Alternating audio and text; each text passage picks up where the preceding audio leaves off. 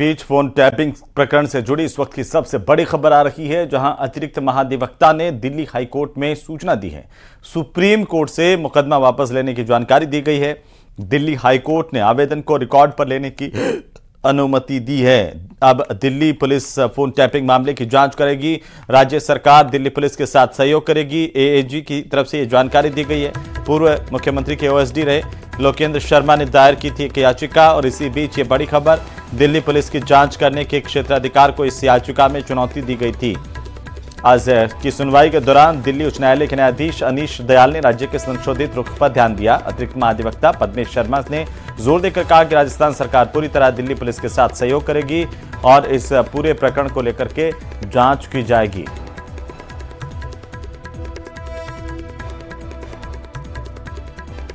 तो supreme court से मुकदमा वापस लेने की जानकारी दी गई है कि राज्य सरकार की तरफ से जो मुकदमा है सुप्रीम कोर्ट से वापस ले लिया गया। अब दिल्ली पुलिस इस पूरे मामले को लेकर के जांच कर रही है। इसी बीच ये बड़ी खबर सामने आ रही है। अतिरिक्त महाधिवक्ता की तरफ से दिल्ली हाई कोर्ट में सूचना दी गई। सुप्रीम कोर्ट से मुकदमा वापस लेने की जानकारी दी गई है। ज्यादा जानकारी के साथ हमारे सहयोगी शंकर आनंद फोनलाइन पर जुड़ चुके हैं। शंकर, क्या इस पूरे मामले को लेकर के अपडेट है? देखिए, इस मामले पर जिस तरह से गजेंद्र सिंह शेखावत के फोन टेपिंग मामले में अब राजस्थान सरकार ने सुप्रीम कोर्ट में मुकदमा वापस लेने के बाद हाईकोर्ट को सूचित करने का जो मामला था, इस मामले पर अब दिल्ली पुलिस जो है आगे की तफ्तीश भी करेगी। और जिस तरह से गजेंद्र सिंह शेखावत फोन टैपिंग मामले में एक बड़े कानूनी घटनाक्रम के तहत जिस तरह से राजस्थान के अतिरिक्त महाधिवक्ता शिव मंगल शर्मा ने आज दिल्ली उच्च न्यायालय को सूचित किया कि दिल्ली राज्य सरकार ने आधिकारिक रूप से सुप्रीम कोर्ट से अपना मुकदमा वापस ले लिया है। शंकर, क्या ये जो याचिका है वो लोकेश शर्मा की ओर से दाखिल की गई थी? देखिए, इस मामले पे जिस तरह से एक याचिका की अगर बात करें तो इस मामले पे जो औपचारिक तौर पे बताया गया है कि राजस्थान के अतिरिक्त महाधिवक्ता शिव मंगल शर्मा ने आज दिल्ली उच्च न्यायालय को सूचित किया कि राज्य सरकार ने आधिकारिक रूप से सुप्रीम कोर्ट से अपना मुकदमा वापस ले लिया है। और इस कदम के साथ ही राजस्थान सरकार के रुख में बड़ा बदलाव आया है, जिससे अब दिल्ली पुलिस को अब इस विवादास्पद एफआईआर की जो जांच है जारी रखने की अनुमति बिल्कुल शंकर, नजर बनाए रखिए। बहुत शुक्रिया तमाम जानकारी के लिए। अपडेट हम आपसे लेते रहेंगे। बहरहाल अनूपगढ़ से खबर, जहां पर बिजली के टावर पर एक मजदूर ने चढ़ करके हाई वोल्टेज ड्रामा किया। मौके पर पहुंची पुलिस ने समझाइश के बाद इस मजदूर को नीचे उतारा। मजदूर मूंग की फसल की सफाई, उचित मजदूरी की मांग को लेकर के टावर पर चढ़ा था। ये तस्वीर देखिए, जहां पर मजदूरी नहीं मिलने, उचित मजदूरी की मांग करते हुए यह मजदूर टावर पर चढ़ा था। रायसिंह नगर धान मंडी इलाके का यह मामला बताया जा रहा है। तो वहीं प्रदेश भाजपा मुख्यालय में बैठकों का दौर चल रहा है। प्रदेश में सदस्य अभियान को गति देने और उपचुनाव में कमल खिलाने को लेकर के प्रदेश के प्रभारी और बीजेपी के अध्यक्ष मदन राठौड़ रणनीति बनाने में जुटे हैं। भाजपा मुख्यालय में आज प्रभारी राधा मोहन दास अग्रवाल ने प्रदेश पदाधिकारियों की एक बैठक ली है, जिसमें सदस्यता अभियान को गति देने को लेकर चर्चा की गई है। साथ ही आगामी 7 सीटों पर होने वाले उपचुनाव की रणनीति पर भी मंथन किया गया। मीडिया से मुखातिब हुए प्रभारी अग्रवाल ने कहा कि उपचुनाव विपक्षी दलों के लिए चुनौती है, हमारे पास खोने के लिए कुछ नहीं है। भजनलाल सरकार ने प्रदेश में ऐतिहासिक काम किए हैं। कल संगठन महामंत्री की ओर से संगठन को कड़े शब्दों में कहा गया कि आखिरकार जिस गति से सदस्य बनने चाहिए थे उस गति से सदस्य नहीं बन रहे हैं। इसके बाद इस पर मंथन और तेज हो गया है। बीकानेर के पशु चिकित्सा पशु विज्ञान यूनिवर्सिटी में करोड़ों रुपए का घोटाला पकड़ में आया, जहां पर अधिकारियों ने नियम कायदों को दरकिनार करके वेतन भत्तों के साथ अन्य लाभ दिए। वहीं कर्मचारियों को विदेश में नौकरी के साथ देश में पगार और अन्य लाभ देकर सरकार को करीब 12 करोड़ 42 लाख रुपए का चूना लगाया। ऑडिट विभाग ने इस वसूली के आदेश जारी किए हैं। करीब 3 दशक से चल रही इस गड़बड़ी पर किसी ने ध्यान नहीं दिया और लाभ लेने वाले कई सरकारी कर्मचारी तो सेवानिवृत्त होकर के घर भी चले गए। मजे की बात तो यह है कि विश्वविद्यालय की लोकल फंड, जनरल ऑडिट और एजी ऑडिट होती है, लेकिन इसके बावजूद यह गड़बड़ी अभी तक पकड़ में नहीं आई थी। स्थानीय निधि ऑडिट विभाग में वित्तीय अनियमितताओं के लिए तत्कालीन कुलपति, कुलसचिव, यूनिट प्रभारी को भी जिम्मेदार बताया है। अब ऑडिट विभाग ने वसूली के आदेश दिए हैं। देखना होगा कि क्या वाकई वसूली कर पाता है विश्वविद्यालय या नहीं कर पाता है। विश्वविद्यालय के कर्मचारियों में इस खबर के बाद हड़कंप मचा हुआ है और ऐसे में सरकारी धन की वसूली गले की फांस बन गई है। कुलपति आचार्य मनोज दीक्षित ने बताया की वित्तीय अनियमितता को लेकर पत्र मिला है, जिस पर एक हाई पावर कमेटी का गठन कुलपति जी की तरफ से और कर दिया गया है। इस कमेटी में रिटायर्ड जज है, वीसी वित्त नियंत्रक स्तर के अधिकारी से जांच करवाई जा रही है। ऑडिट में 241 ऐसे कर्मचारी हैं जिन्होंने विश्वविद्यालय में पैसों की गड़बड़ी की है। इसके पुख्ता सबूत दिए गए हैं और ये गंभीर आरोप लगे हैं विश्वविद्यालय पर। विश्वविद्यालय में स्थानीय निधि संरक्षण विभाग द्वारा एक सेवा अभिलेखों की विशेष जांच के अनुरूप जब ये कार्य हुआ था तो उनका पत्र आया था इस संबंध में, और उस जांच रिपोर्ट में उन्होंने कैरियर एडवांसमेंट योजना को विशेष रूप से लक्षित करते हुए उस पर अपनी आपत्तियां लिखी थी और उसी के सापेक्ष उन्होंने एक धनराशि का आकलन किया है।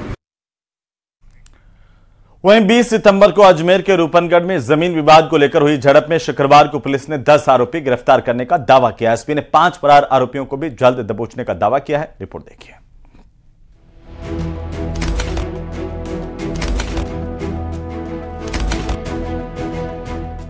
कानून के लंबे हाथों से कोई बच नहीं सकता। हाँ, पुलिस से आंख मिचौली में कोई जरा जल्दी दबोच लिया जाता है तो कोई पुलिस को कुछ देर तक चकमा देने में कामयाब हो जाता है। आपके टीवी स्क्रीन पर नजर आ रहे इन आरोपियों ने सपने में भी नहीं सोचा होगा कि पुलिस इन सबको इतनी जल्दी दबोच लेगी। 20 सितंबर रूपनगढ़ में जमीन विवाद को लेकर हुई थी खूनी झड़प। दो पक्षों में अंधाधुंध फायरिंग हुई थी, एक शख्स की मौत हो गई थी। शुक्रवार को अजमेर एसपी वंदिता राणा ने मामले का खुलासा करते हुए 10 आरोपियों की गिरफ्तारी का दावा किया। अभी हमने 10 आरोपी गिरफ्तार किए हैं। इसके अलावा इन लोगों की पूछताछ से कुछ और नाम हमारे सामने आए हैं, जिसके आधार पर हमने टीमें गठित करके उनकी तलाश के लिए भी टीमें गठित कर दी हैं। एक और आरोपी है जो मुख्य आरोपी के रूप में सामने आया है, जिसके पास हथियार होना, फायरिंग करना जानकारी में आया है, उसके ऊपर भी इनाम घोषित किया गया है। और हमारी मल्टीपल टीम्स जो हैं वो कंटिन्यूसली इस पे काम कर रही हैं। जो बाकी बचे आरोपी हैं उनको भी हम जल्दी ही पकड़ के लाएंगे और मोस्ट डेफिनेटली हमें जल्दी ही सफलता प्राप्त होगी। पुलिस के मुताबिक गिरफ्तार 10 आरोपियों में 6 वारदात में शामिल थे, जबकि 4 वारदात की साजिश में शामिल थे। पुलिस मामले में फरार 5 आरोपियों की तलाश में जुटी है, जिन पर 50-50 हजार का इनाम घोषित है। पुलिस ने आरोपियों के कब्जे से वारदात में उपयोग में लिए गए 10 वाहनों को भी जब्त किया है।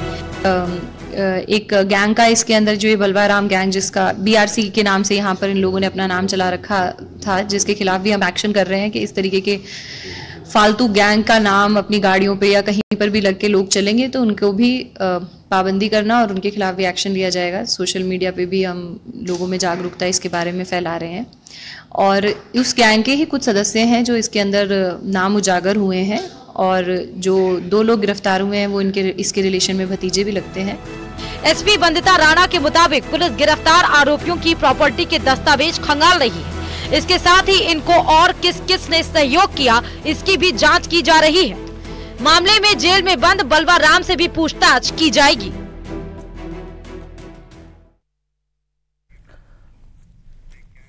तो वहीं विश्व पर्यटन दिवस के मौके पर गुलाबी नगरी जयपुर में भी पर्यटकों में खासा उत्साह देखने को मिल रहा है। हवा महल, जंतर मंतर, अल्बर्ट हॉल, आमेर महल समेत तमाम पर्यटन स्थलों पर पर्यटकों का तिलक लगा करके, माला पहना करके जोरदार अभिनंदन किया गया है और स्वागत किया जा रहा है। वहीं पर्यटक दिवस के मौके पर सभी पर्यटन स्थलों को पर्यटकों के लिए भी फ्री किया गया है। शहनाई वादन के साथ ही लोक कलाकारों की प्रस्तुतियां भी पर्यटन स्थलों पर लगातार जारी हैं, जिससे आने वाले पर्यटकों का भव्य स्वागत किया जा रहा है। राजस्थान की कला संस्कृति से भी उन्हें परिचित करवाया जा रहा है।